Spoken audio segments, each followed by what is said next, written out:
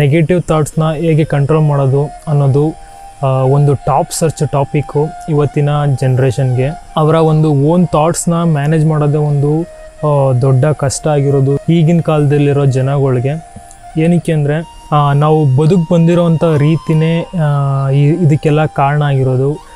ನಮ್ಮ ಒಂದು family, education system, ನಮ್ಮ ಸಮಾಜ, ಇಲ್ಲಿರೋ ಒಂದಷ್ಟು ವಿಷಯಗಳೆಲ್ಲ ನಮ್ಮ ಮೇಲೆ ಪ್ರಭಾವ ಬೀರಿರೋದ್ರಿಂದ ನಮ್ಮ ಈ ಒಂದು ಥಾಟ್ ಪ್ರೋಸೆಸ್ ಏನಿದೆ, ನಮ್ಮ ಒಂದು ಈ ಯೋಚನೆಗಳು ಈ ರೀತಿ ನಮಗೆ ಯೋಚನೆ ಮಾಡಿಸ್ತಾ ಇರೋದು.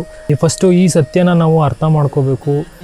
ನೆಗೆಟಿವ್ ಥಾಟ್ಸು ಅಥವಾ ಪಾಸಿಟಿವ್ ಥಾಟ್ಸು ಇದು ಕಂಪ್ಲೀಟ್ಲಿ ಇದು ನಾವೇ ಕ್ರಿಯೇಟ್ ಮಾಡ್ತಾ ಇರೋದು. ಸೊ ಈ ರೀತಿ ನೆಗೆಟಿವ್ ಥಾಟ್ಸು, ಈ ರೀತಿ ನೆಗೆಟಿವ್ ಆಗಿ ನಾವು ಯೋಚನೆ ಮಾಡ್ತಾ ಇರೋದಕ್ಕೆ ಕಾರಣ ಏನು ಅಂತ ಕೇಳಿದ್ರೆ, ನಾವು ಅಲ್ಲದೆ ಇರೋವಂಥ ಒಂದಷ್ಟು ವಿಷಯಗಳ ಜೊತೆ ನಾವು ಗುರುತಿಸ್ಕೊಂಡಿದ್ದೀವಿ. ಸೊ ಇದೇ basic root cause of all the suffering. This is the basic root cause of all the suffering. So ಇದರಿಂದ ನಮಗೆ ಹೊರ್ಗಡೆ ಬರ್ಬೋದಾ, ಇದಕ್ಕೆ ಸೊಲ್ಯೂಷನ್ ಏನು, ಇದರಿಂದ ನಾವು ಹೊರ್ಗಡೆ ಬರ್ಬೋದಾ? ಖಂಡಿತ ಇದೆ. ಸೊ ಇದನ್ನು ನಾವು ಅರ್ಥ ಮಾಡ್ಕೋಬೇಕು. ಈ ಒಂದು ಥಾಟ್, ಈ ಒಂದು ಯೋಚನೆ ಅನ್ನೋದೇನಿದೆ, ಇದು ಕಂಪ್ಲೀಟ್ಲಿ ನಾವೇ ಮಾಡ್ಕೊಂಡಿರೋದು. ಸೊ ಈಗೇನಾಗಿದೆ ಅಂದರೆ, ಈ ಒಂದು ಯೋಚನೆ ಕಾನ್ಷಿಯಸ್ ಇಲ್ಲ ಅಥವಾ ಪ್ರಜ್ಞೆ ಅನ್ನೋದಿಲ್ಲ ಇದಕ್ಕೆ. ಸುಮ್ಮನೆ ಇದು ನಾವು ಸುಮ್ಮನೆ ಈ ಒಂದು ಥಾಟು, ಈ ಒಂದು ಯೋಚನೆ ಎರ್ರಾಬಿರಿ ಓಡ್ತಾ ಇರುತ್ತೆ ನಮ್ಮ ತಲೆಯಲ್ಲಿ.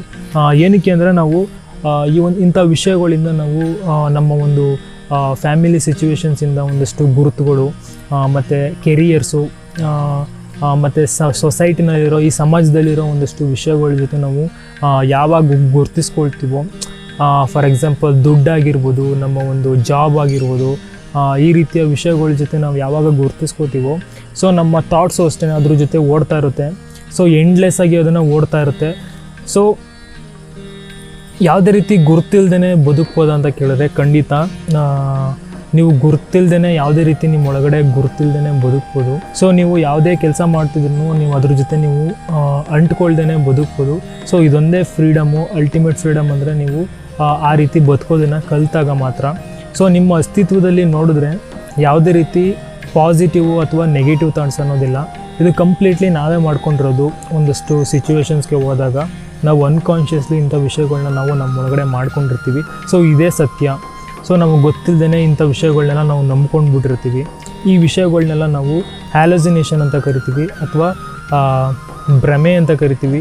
ಇದೆಲ್ಲ ಒಂದು ರೀತಿ ಒಂದು ಮಾಯಾ ಪ್ರಪಂಚ ಅಂತಲೂ ಕರಿತೀವಿ. ಈ ವಿಷಯಗಳೆಲ್ಲ ನಮ್ಮೊಳಗಡೆ ಇದ್ದಾಗ ಈ ವಿಷಯಗಳೆಲ್ಲ ನಮ್ಮನ್ನು ಇನ್ಫ್ಲುಯೆನ್ಸ್ ಮಾಡ್ತಾ ಇರುತ್ತೆ. ಸೊ ಈ ವಿಷಯಗಳೆಲ್ಲ ನಮ್ಮ ಮೇಲೆ ಇಂಪ್ಯಾಕ್ಟ್ ಆಗಿರುತ್ತೆ ಮತ್ತು ಎಂಡ್ಲೆಸ್ ಆಗಿ ಈ ವಿಷಯಗಳೆಲ್ಲ ನಮ್ಮೊಳಗಡೆ ಓಡ್ತಾ ಇರುತ್ತೆ. ನಮ್ಮ ಥಾಟ್ ಪ್ರೊಸೆಸ್ಸು ಅದರಿಂದನೇ ಓಡ್ತಾ ಇರುತ್ತೆ. ನಾವು ಯಾವಾಗ ಇಂಥ ವಿಷಯಗಳ ಜೊತೆ ನಾವು ಗುರುತಿಸ್ಕೊಳ್ತೀವೋ, ಸೊ ಅದರಿಂದಗಡೆ ನಮ್ಮ ಒಂದು ಯೋಚನೆ ಅದರಿಂದ ಓಡ್ತಾ ಇರುತ್ತೆ. ಸೊ ಇದಕ್ಕೆ ಅಂತ ಒಂದು ಸಿಂಪಲ್ ಆಗಿರೋ ಒಂದು ಸೊಲ್ಯೂಷನ್ ಏನಂದರೆ, ನಾವು ಮಾಡ್ಕೊಂಡಿರೋಂಥ ಒಂದು ಈ ಒಂದು ಗುರುತುಗಳಿಂದ ನಾವು ದೂರ ಆಗೋದು. ಇದಕ್ಕೇನೆ ನಾನು ಒಂದು ಸಪ್ರೇಟ್ ವಿಡಿಯೋ ಮಾಡಿ ಹಾಕಿದ್ದೀನಿ. ಸೊ ನೀವು ಅದನ್ನು ಕಂಪ್ಲೀಟಾಗಿ ನೋಡಿದ್ರೆ ಅದ್ರ ಬಗ್ಗೆ ಒಂದು ಐಡಿಯಾ ಸಿಗುತ್ತೆ. ಆ್ಯಂಡ್ ಆಲ್ಸೋ ಇದಕ್ಕಿಂತಲೇ ಇನ್ನೊಂದು ಸಿಂಪಲ್ ಆಗಿರೋ ಒಂದು ಪ್ರಾಕ್ಟೀಸ್ ಇದೆ, ಈಶಾ ಕ್ರಿಯೆ ಅಂತ.